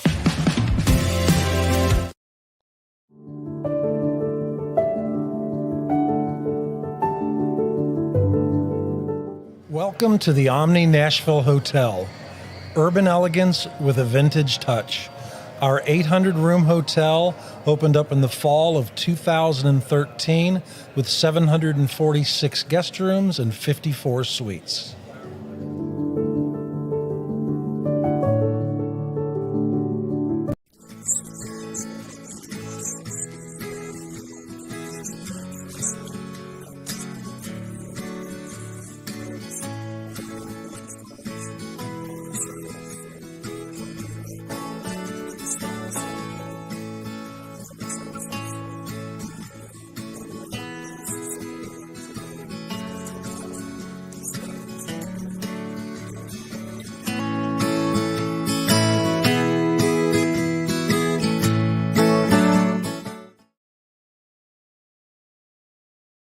For Dustin Timmons and Joey Donnelly, they welcome every opportunity to serve and satisfy their clients. Whether you are looking to build your dream home or renovate your current home, their team will ensure that every client and remodel is unique, luxurious, completed on time, and within budget. Contact them today to set an appointment for a free consultation or to view some of their completed projects by logging on to DonnellyTimmons.com.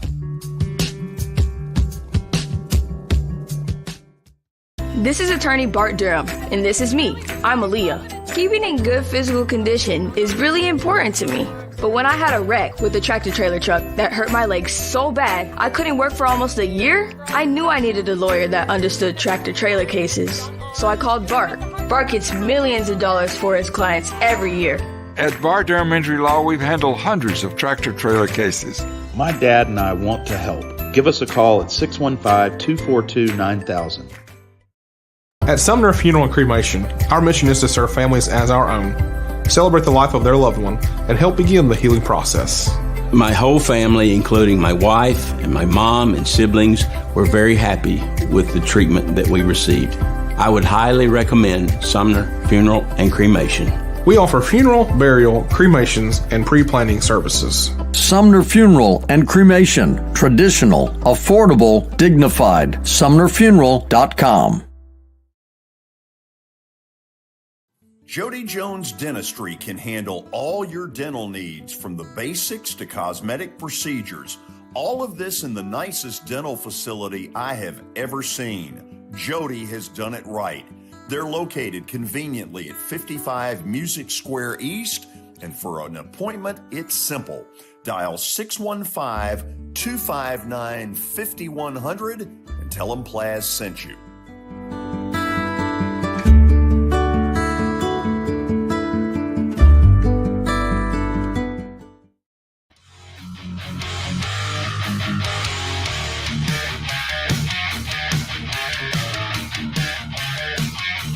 Welcome back in. Busy Tuesday afternoon. Holy cow, has there been a bunch hit the wire, and who knows, before the trade deadline ends, right as we go off the air, there's no telling what else may happen. But there was a big free agent signing, not free agent, but a big signing in the NFL Sunday night that got lost in the shuffle because of the Deshaun Watson suspension, and that is the deal with Deebo Samuel. We knew the 49ers were going to do everything in their power to get that done. And Watson, before it was over, $73 million is at the top of what Deebo Samuel could end up making. Good for him, probably good for the 49ers. He's incredibly versatile. But it also brought some comments from former Titan wide receiver A.J. Brown, essentially saying, hey, what he got is what I wanted. Give me some thoughts on what he said. Well, and it goes further than that, because there were 3 guys that have gotten this, all in AJ's class. Samuel got it. Metcalf got it from Seattle. He played the power play. He got it and stayed in Seattle. And then the kid, what's the kid's name at Washington? That got it. Yes. Terry McLaurin. All 3 of those guys were in AJ's class. Metcalf and AJ were teammates at Ole Miss. Believe it or not, how do you have those 2 guys on the same team in college? But anyway, they got it, and the only one that made the power play that got it, but he had to be traded to get it. And I think that's what's in AJ's crawl, and I think he's saying, I'm the one catching the grief here. I didn't do anything different than my other classmates did. They all got it, and I got traded, and I'm the bad guy. So that's the way I look at what AJ's saying here. Okay. Do you think he's right? Well, there's been people say AJ asked for more than what those guys got. Now, so we don't really know the answer to that. But I think it's going to play out. If you're a big Titans fan, how do you look at this? Do you say, well, these other 3 gave these guys the deal. We didn't give our guy the deal. So is he not as good as the other 3 in the Titans' eyes? Do they think that they didn't have the money they could do this? What do you figure caused the Titans just to jump up and trade him before the draft? Was it that they just absolutely loved Treylon Burks that much and thought they could get him? I don't know. I'm not taking shots at the Titans at all. I just think there's questions here that if we were in the room and we were making this decision, would we have gone the way the Titans went, George, or would we have gone the way these other 3 franchises went and signed their guys? Okay. First of all, we have to admit that we don't have the information in front of us that John Robinson did. Absolutely. We don't know, for instance, did the A.J. Brown camp throw a number out there that was so wacko that Robinson had no choice? That's the first thing. Yes. The second thing is, it's easy right now to say, look, this is unfair to put on a rookie from Arkansas to just say, flip the switch and you've got to be as good as A.J. Brown. Because the one thing I know, A.J. Brown was a hoss. And he was a huge chunk of their passing attack. Last 2 years. Yeah, Yes. Julio had been for most of the year, non-existent. He would, if he didn't have the name with it, he was a total bust. Right. All because of injury. So my point is that A.J. Brown did what he did with defenses stacked, knowing full well that he was option 1, he was option 2, he was probably option 2B, and they had tight ends that they had turned their offense for tight ends into Gerber's baby food. It was basically go down 4 yards, turn around, boom. That's all they did with their tight ends. So Brown did it with defenses knowing that he was all there was. Yes, but I'll take up for that a little bit because they could run the ball so well, especially 2 years ago, that he got the one-on-one coverages that he didn't get double teamed for a different reason than what you're saying. He still got that single coverage, and I think he's going to miss that when he goes to Philadelphia and now he's at Philadelphia. And I still that last play of the playoffs, when they don't take the ball to him. That was unbelievable. I just wonder if that isn't in back of his head, do they really think I am that guy? And George, I've harped about this now for 5 months. Why in the world are we not throwing the ball to AJ? Why isn't he that one-on-one receiver over there, getting that coverage in that set instead of the guy we threw it to? Because the guy we threw it to got overplayed because they didn't respect his speed, in my opinion. They got flat. They sat on the chains and said, we're going to take our shot. We're not going to let you curl up and make an easy first down here because we can run with you if you try to run by me. And so I wonder if that's not a little piece of this. I'm not taking shots at the Titans at all, but there could be a lot to this deal with AJ gone, in my opinion. Other thing I'd throw out there, did the Titans try to – if AJ threw a higher number than these guys got, did the Titans try to negotiate with AJ's people and knock it down to about this price and then sign him? You just don't see your best player at receiver just all of a sudden quickly traded like the Titans did. That's out of the norm. And here's 3 others in his class that got signed and AJ didn't. So to me, there's got to be more than meets the eye, and I'm not taking shots at either side. I just think there's stuff out there we don't know. Yeah, I found some stuff on CBS Sports. Brown was quoted to ESPN saying, "This wasn't my fault. I wanted to stay, but the deal they offered was a low offer. The deal they offered wasn't even $20 million a year." And then Brown told ESPN that Tennessee's offer topped out at $16 million per season with incentives that would have driven the deal up to a $20 million average. Brown said, "I would have stayed if they offered me $22 million." So $22 million as opposed to $16 million. You know what it feels like? What? Freddie Freeman. Kind of does. I don't know that we're ever going to get the whole story because you get a lot of he said, she said, and then you have to try to decide, okay, what really is the truth? And is it somewhere in the middle between the two? And it has sort of a Freddie Freeman feel to it. And it is for AJ Brown. We're all in agreement. He is in that tier with that class. He's a stud with DK Metcalf and Terry McLaurin. He belongs there.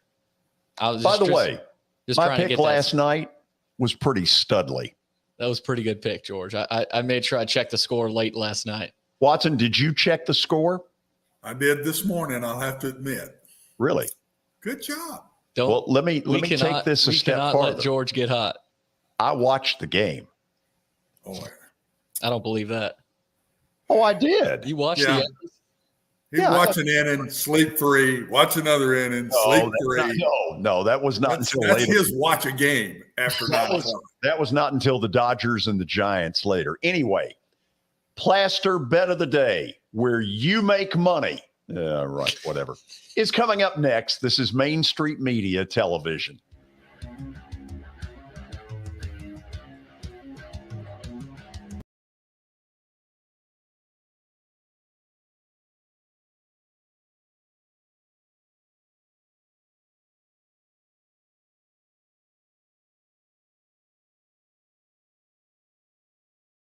At WellSkin Dermatology and Aesthetics, we pride ourselves in providing access, innovation, and a patient experience second to none. Access to care and treatment when you need it. Innovation with medical-led cosmetics and various on-site technologies for full-service treatments with a customer experience that is calming, casual, and effective. Independently owned, providing medical, surgical, pediatric, and cosmetic dermatology and more. Visit WellSkinMD.com to schedule your appointment today. WellSkin Dermatology and Aesthetics. Access to healthier skin. I'm Bart Durham. I was sworn in as a lawyer in 1963, and I've been working as a lawyer since then. We're a firm that does exclusively personal injury, a lot of tractor-trailer crashes. Insurance companies will open up their checkbooks when you force them to. We have systems that work. We get the most money for our clients in the shortest amount of time. I'm Blair Durham. My dad and I want to help. Give us a call at 615-242-9000. Buying or selling a home can be a very personal experience. Why not go with the team that receives nearly all of their business from referrals? Clearly a trusted name in real estate. The Justin Tucker team with Platinum Realty Partners has sold more than 500 homes in the last 7 years. Voted best in Sumner County multiple times. Proven to be trusted with your most personal assets. Call the Justin Tucker team with Platinum Realty Partners at 615-906-8458. The Justin Tucker team with Platinum Realty Partners, Middle Tennessee's most trusted team in realty. Dustin Timmons and Joey Donnelly, they welcome every opportunity to serve and satisfy their clients. Whether you are looking to build your dream home or renovate your current home, their team will ensure that every client and remodel is unique, luxurious, completed on time, and within budget. Contact them today to set an appointment for a free consultation or to view some of their completed projects by logging on to DonnellyTimmons.com.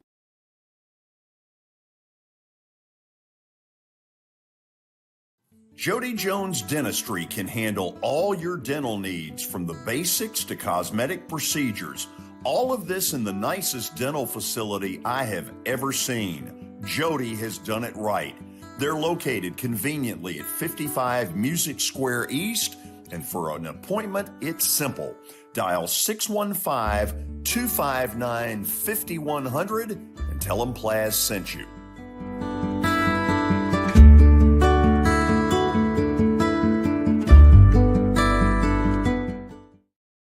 Serving Williamson and surrounding counties, Bone and Joint Institute of Tennessee offers comprehensive orthopedic care with 16 subspecialized physicians. Our practice provides high-tech care with a hometown touch. We offer physician clinics, physical and occupational therapy, advanced imaging, and surgical services, including interventional procedures. Call us at 615-791-2630. We're Bone and Joint Institute of Tennessee. High-tech care with a hometown touch.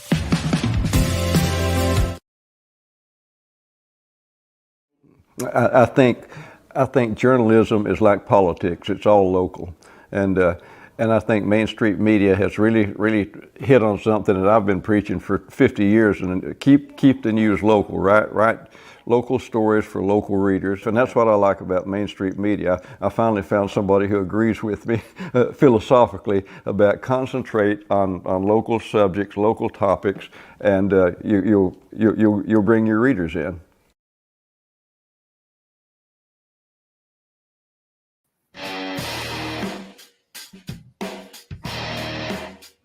This is going to be fun. Right, Watson? Oh, absolutely. Let's hear it. Well, Billy, why don't you take us through the particulars? All right, George. Well, first off, forgot to get to the 5 o'clock hour read. Middle Tennessee Bone and Joint is the sponsor. They combine state-of-the-art orthopedic service with a family atmosphere, whether it's a sports injury, a sprained ankle, or a major joint replacement. Middle Tennessee Bone and Joint Clinic has the staff, training, and equipment needed to take care of any patient in any circumstance. Their mission is to provide high-quality, specialized orthopedic care in a compassionate manner to the people of Columbia and Middle Tennessee. Visit mtbj.net for more info. And George, we got to go over your results. Big win last night. He's pulled through.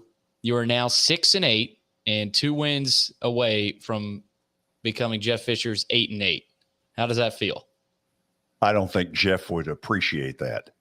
I mean, if you get to 8-8, that's an accomplishment. It'd be good. It'd be good. But I mean, we're in the infancy.